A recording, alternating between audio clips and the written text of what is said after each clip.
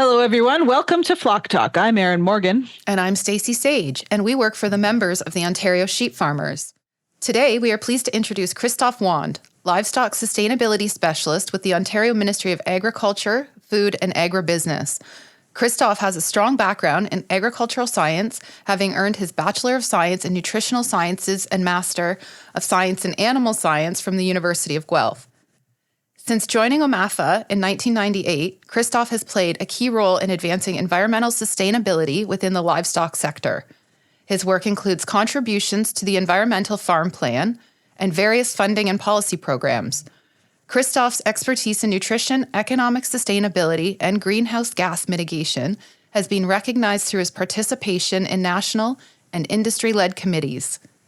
In addition to his role at OMAFA, Christoph serves as an adjunct professor at University of Guelph, where he supports agroecology education. He has authored numerous fact sheets and articles reflecting his commitment to the health and well-being of livestock. We look forward to hearing Christoph's insights and learning more about his contributions to livestock sustainability in Ontario. Welcome to Flock Talk, Christoph. Let's get started. Hey, Christoph. Welcome to Flock Talk. Thanks for having me. Glad to be here, Erin and Stacey. Yes, that was quite the introduction. Yes. You are very accomplished, so we look forward to all you have to say today. So given the often ambiguous nature of sustainability, can you tell us what sustainability means from your perspective? Yeah, it is kind of a thing at times, a little nebulous, very ambiguous. And I like going back to the classic definition of it being that convergence of the economic, the environmental, and the social aspects of sustainability. When we're in a room together, I like putting it up as a Venn diagram for people. The other thing I would say is a good expression of it is the idea of continuous improvement. Just last week, I sat in a meeting again where the question was asked, will we ever be sustainable? And that's a bit of a philosophical question. The answer is no, because it is this journey of continuous improvement. So those are two different ways that I look at it. Yeah, especially since you could also philosophically say, if we are still here and still farming, you get to sort of partially say yes, I think, but. Yeah, and it is the journey, right? At some level, it is the journey. Yeah, and those goalposts are constantly changing and shifting too. Yep. So what are some of the biggest challenges sheep producers face in adopting sustainable practices, and how can they overcome these obstacles right now? I think the biggest challenge, and I've said to OSF staff in the past that, the sheep industry could hide in the shadow of the dairy industry and the beef industry in terms of the expectations of processors, consumers, the value chain, and, what's being asked of them. And the reason I say sheep people could hide in that is just because the momentum is around those things, and many of our challenges are similar, right? It's a ruminant animal we deal with in the sheep industry. So, we can look to the beef industry or the dairy industry and see some of those things that we might want to work on. But the biggest challenge is that we don't really have a partner further down in the value chain to help us do those things. So if you look at the motivation, whether you look at ProAction in the dairy industry or the Roundtable for Sustainable Beef in the beef industry, and even some of the things the Ontario Corn-Fed Beef Program is doing on the beef side, they have motivations from the value chain to help them. But I don't think we've seen that in the sheep industry yet. Other than things like, say, the campaign for wool, you really don't see an initiative coming to the sheep industry and saying, hey, let's do this thing together that allows, sheep producers and your organization to embrace the challenge and move forward and make improvements to the vision of the value chain.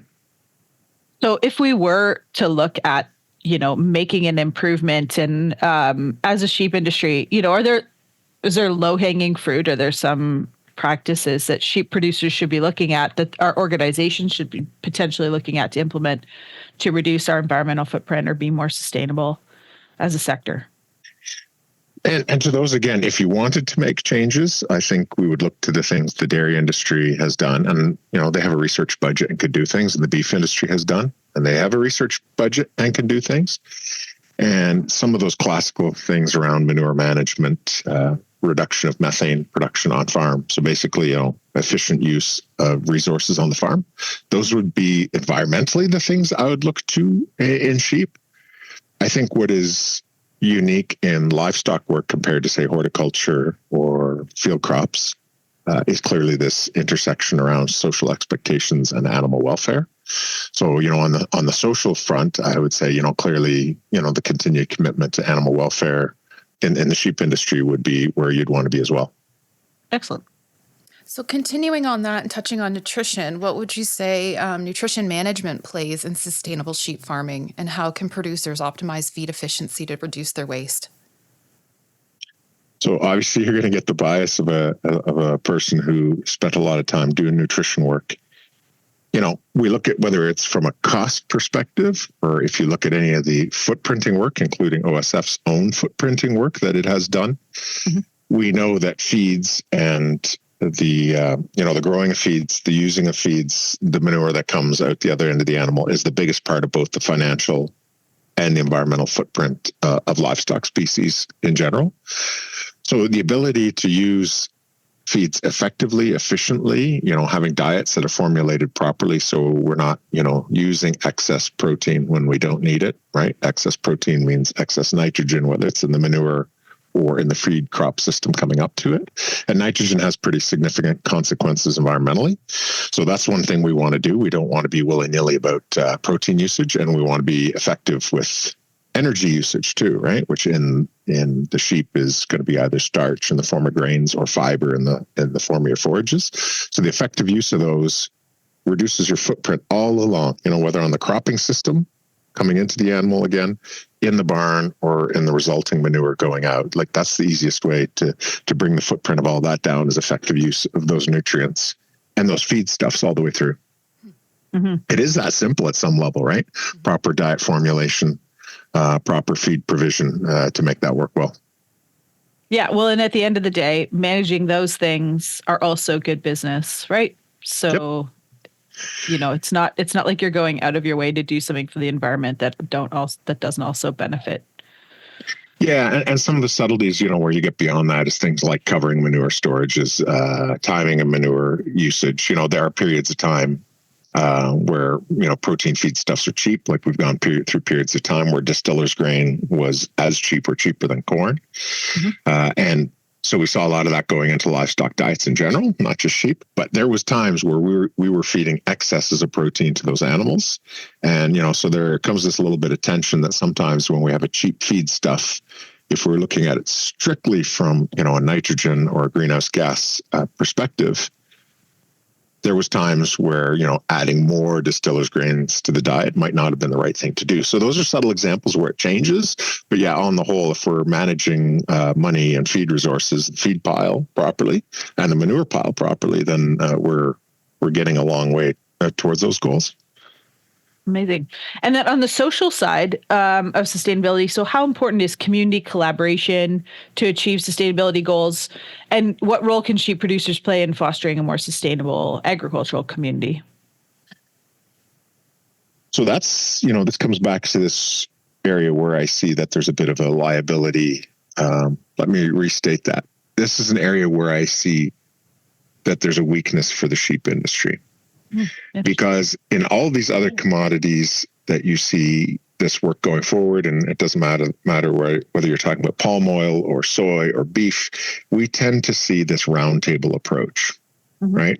Where farmers in those commodities and their producer groups and processors and retailers and environmental groups, people like Ducks Unlimited or the Nature Conservancy, sit around in a roundtable format, and they discuss the issues and things they want to work on. I'll give you the beef industry example, preserving wildlife habitat on pasture lands, right? So there's a synergy between what the beef industry wants to do and what our friends in, say, Ducks Unlimited want to do. I don't see that we have that, though, in the sheep industry yet. We haven't really had any of those groups, processor, retailer, nature groups, come to the sheep industry and say, at large, we see this opportunity. Let's all get in a room together and start figuring out ways that sheep farmers and our interests align. And so that roundtable approach, which I think very well of, and it's worked in a bunch of different sustainability programs, if I can call them that, across different commodities, is what's missing for us. We need someone else that's willing to come and say, here are the environmental goods and services we look to the sheep industry for. Let's do something together, right? That's what we still need. How much of that is the obligation of sheep farmers to generate, like to build that process? I don't know. But when the process comes, then definitely the obligation will be there to partner with them when that happens. So that's, it's a bit of a chicken and egg thing. And I don't see both of those things quite in play yet for the sheep sector. Are those roundtables provincial, or are they federal in nature? Just because they are industry led. So the Roundtable for Sustainable Beef really came out of its genesis was when McDonald's internationally said we want to do things, and McDonald's looked at the Canadian beef industry and said because of the way our supply chain works in Canada, that Canada would be a fantastic model for their global ambitions around sustainability. And that's what started the Roundtable for Sustainable Beef about 10 years ago. Very quickly, other players came in. So it's not just a McDonald's thing. And at this point in time, McDonald's would be very modest, but, that was sort of the spark at that time was McDonald's and what's now the Canadian Cattle Association saying we need to do something. And this board was formed. It has its own governance structure. They have their own elections. In fact, their AGM will be in Toronto this fall in September. And it might even be something that sheep producers might want to be observers at to see what happens. I'm super interested in how that all goes. So yeah, thanks for that. Yeah. And back to the question, Aaron, about, who spawns these. There are other roundtables, right? Like there was the value chain roundtables that the federal government, the FedProv roundtables that were established during the BSE years. Mm-hmm. There's a sheep one as well, but that is really federal provincial industry discussion, whereas these sustainability roundtables kind of have taken on a life of their own. That's really cool. Thank you. Interesting. Yeah, for sure. Lots of opportunity. And if there's any interested listeners out there who want to get in touch about this, please do. Mm-hmm. So kind of touching on your work at the university, what role do you see education and innovation playing in promoting sustainable practices among sheep farmers? Oh, wow. What role does education play in that? I think it is the foundation of it all, right? Mm-hmm. People need to be aware of each the opportunities and the challenges to be able to work on them. So, and it's not just, producer education, it's for the whole value chain or the whole supply chain again. And that's where these roundtables become intriguing methods to do that. Sometimes a processor or a retailer is aware of something happening in another hotspot, right? So a hotspot in our work, is something like Amazon deforestation, okay? Mm-hmm. So this has happened a number of times where a retailer or processor comes forward and says, hey, we need your industry, whoever it is, to be looking out for this thing that's a problem. And sometimes we, in our context, are already doing those things. Okay. So I'll give you an example, something like, say, progress towards no-till in feed production systems. So sometimes, a retailer or processor will say, hey, we need to make sure you're doing your thing on soil health. And only to realize that we're already doing those things. So sometimes that dialogue needs to happen. Sometimes the low-hanging fruit is just demonstrating the win has already been won. Yeah. So there's a whole continuation or a whole continuum rather of education that needs to happen, with people that are students that are about to go into their career, and then people all the way through, and then people on the other side of this coin too. Right. In terms of, again, those people wanting our product, whatever it might be, to be in dialogue about what's really happening and what really needs to change as opposed to what they perceive needs improvement. Mm-hmm. So, as we talk about the future and the future of sustainability, I'm working as part of the Ontario Sheep's part of the larger Living Lab. And I noticed that the dairy farmers are really interested in methane and manure management. So those are sort of the two big things in the Living Lab that I noticed. But, are there other things that you see in other parts of the world or, that people are starting to talk about that could be sort of the future of sustainability? Are you sort of seeing winds of change or new things coming down the pike that we should be aware of? I don't think in sustainability that there's really new things. Like, I don't think, things come out and surprise us. I think things move incrementally towards the foreground. That's kind of the nature of this work. But what I do see, you can look for other places for inspiration in terms of where that momentum is going, right? Mm-hmm. So, for example, the National Sheep Association in the UK, they have a fairly robust document about their sustainability agenda, right? Not only what they hope to do themselves, but things they'd like to offer their society in terms of, quick wins, improvements that the sheep industry can achieve for them. And we see some of that in New Zealand and Australia as well, that dialogue has started. So if we were looking somewhere for a trajectory, if we don't want to just look at the dairy and the beef trajectory here, then some of those other jurisdictional ones like NSA and in the happenings in New Zealand and Australia. So this document that I have right here on my desk. Yeah, so that one exactly, and the one that I have here, the UK Sheep Farming and Sustainability Agenda. So it's available online, and people can look at that too to give them a sense of, in a society, and I would say our society is a little bit more like, European society than it is Australia, New Zealand in terms, tight population farming relationship. But I think that's worth looking at. Yeah. Absolutely. I would like to go back and unpack Aaron's observation that our friends in the dairy industry and the living labs are very interested in these questions around greenhouse gases. And I think manure, you said, yes? Yeah. Manure and methane. Those are the big. Manure, methane. And this comes back to that the dairy industry has set themselves this net zero 2050 goal, right? Oh, yeah. And we were approached about a plastics like recycling, or what are we going to do with all the plastics? And that was something that came out of the dairy example as well. And I have in my schedule next week a conversation on exactly this thing, another view towards a pilot or some other program around silage wrapped plastics, right? Like plastics is a problem. Yes. And so let's just unpack the dairy thing a little bit. So the dairy industry, because of the challenges around climate change, greenhouse gas, set this net zero 2050 goal. And when you speak to the leaders who worked on that, they will tell you straight up, we don't really know how we're going to do this. We know the levers include manure and rumen methane and biodigesters and all these things.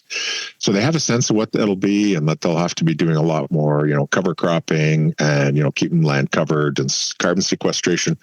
But they have accepted this, the leadership at least. And, there's still some perhaps wait and see, show me amongst producers. But they see this as a generational goal. Mm-hmm. Right? Or an industry challenge. And it's kind of like, in the 60s, putting, an astronaut on the moon. Mm-hmm. And the perspective on that is that even if we don't know what all the parts are going to be, if we don't know all the math to get to it, this is our commitment. This is what we're going to do. So back to the living labs, you see all this momentum and interest in doing those things that we all intuitively know support that. But now that goal has been set, right? So that provides the momentum and their interest towards all those things. So they're all in, right? In terms of their research and industry development agenda towards those things. Mm-hmm. And then again, to the dairy industry, and this would be way tougher in the sheep industry because of the nature of our manure, right? If you look at a dairy barn, and typically today, it's a semi-solid manure that can be collected fairly easily. This whole idea of biodigesters, which technically could have merit in the sheep industry too. It's just we have this challenge about the physical nature of sheep manure relative to dairy manure. Mm-hmm. So, I think the trajectory they're on demonstrates itself in terms of how they're behaving with their projects. Yeah. Well, it's definitely an opportunity to watch what they're doing and to adopt the practices that make the most sense. Yeah. Yeah. And I mean, there's going to be some of these biodigesters our dairy friends are looking at are going to have this model where they have, this modular aspect where it's not just about scraping semi-solid manure from dairy barns. They're designing these things to take pack manure from, beef, cow, calf operations, and could from a sheep operation too, right?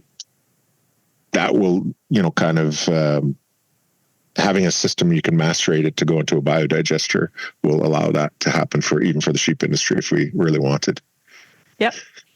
So, Christoph, you work with the Ontario government. And so the obvious question is, where is the government seeing the future of sustainability? Where does the government want us to go?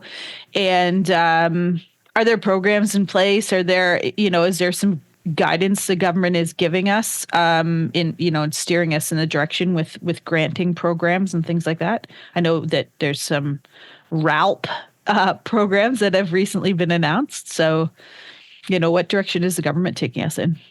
Yeah, so we're into a fairly aggressive period right now with the Sustainable Canadian Ag Partnership, and it has all sorts of monies going towards activities around, carbon sequestration. That's the RALP program, the Resilient Ag Landscape program, and then also under the, the regular SCAP monies that are administered by OSCIA. And, there's a whole list of activities. And in fact, there's so many activities and it's such an aggressive schedule that there's different calls open at different points of time. Mm-hmm. So I would say, the signals are there in terms of where the province is spending. And those are all Fed Prov, so frankly, the federal government as well. You already mentioned the living labs, right? So this is spending coming from the federal government too. And so I guess, I'm going to back up and give a caution. And my caution is that I'm an observer of sustainability things. I work as a subject matter expert. And I guess what I would caution people to say, and this is sort of my obligation as a civil servant, is to not confuse the technical advice I give with some kind of, provincial vision in a particular direction. That comes from Parliament. So, for example, back in the old days when I did nutrition work, if I give someone, good advice on copper levels in sheep diets, that does not mean that that's a provincial edict from the Crown, right? That's advice I give in my best conscience as a nutritionist who works for the Crown, right? So this is, I guess, a subtle difference between the advice I can give a livestock sector and, where does the government see itself going with sustainability? I would argue that generally speaking, government would say that sustainability needs to be industry-led. There are clear roles for government, right? There are clear roles around government in terms of, these funding programs or helping create incentives for the industry to move the direction it wants. But it's not going to be government telling industry, this is what sustainability looks like, you got to do it. That's just not going to happen. Okay. So the government's not setting sort of high level targets for, carbon neutral or. Oh, they would very well set those sort of targets when the timing is right on those sorts of things. And I mean, the country signing on to things like climate agreements gives that. But how that expresses itself in farming and how that might look, say, to the sheep industry, there's many layers of lack of continuity between those things, right? Like that's still sort of for the industry to figure out. Yeah. I guess, if I was, from a sustainability lens, if I was trying to pick the trajectory I would see for the sheep industry in Ontario, despite what I said about hiding in the shadows, of the dairy industry and the beef industry, like the things to me that the sheep industry struggles with, and people who attend sheep meetings know this to be true. I think we have labor challenges in the sheep industry. I think we have a wool challenge, despite what I said, about the campaign for wool. I mean, we still have this fundamental issue where, the production of wool and the management of wool relative to what it costs, for shearing, et cetera, and then how the market values wool. I think we have a challenge there too. And I would not be surprised. I mean, people will have seen this already in my trajectory when I still do nutrition work. I have opined for some time about the rise of hair sheep in this industry, in Ontario specifically. And I know it's a challenge because there's strong biases against hair sheep, the perception that they're of lesser quality. Or when I say hair sheep, I mean also shedding sheep and these sorts of things. Anyway, there's this perception that they're of lesser quality because I think the European approach to sheep has been that they've been wool breeds all along. I think we're going to be challenged by that for both labor reasons and others, right? And I think resource use reasons.